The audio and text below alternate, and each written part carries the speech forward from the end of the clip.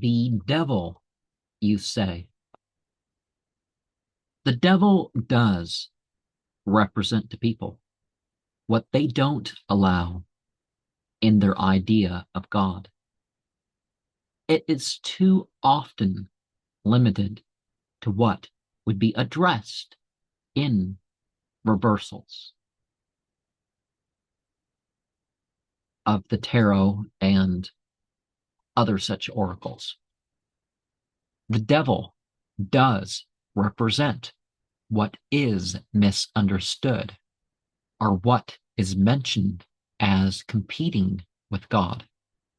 Evil could be amoral or immoral without making it about categories nor duality. And the devil is spoken of within structures of meaning.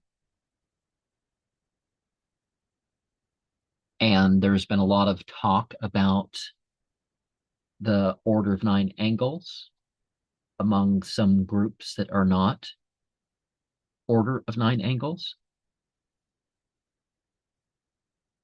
And for example, you do not have to accept their whole system to understand the use of these structures of meaning. A lot of these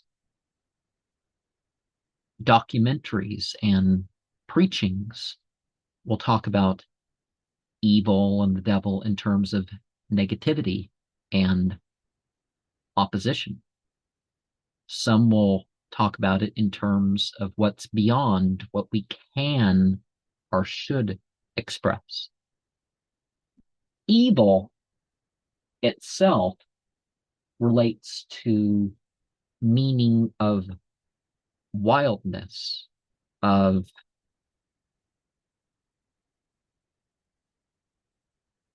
breaking of restriction.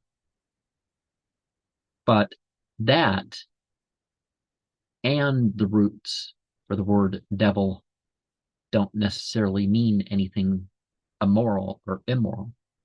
Perhaps a different type of morality than just, the confines, though.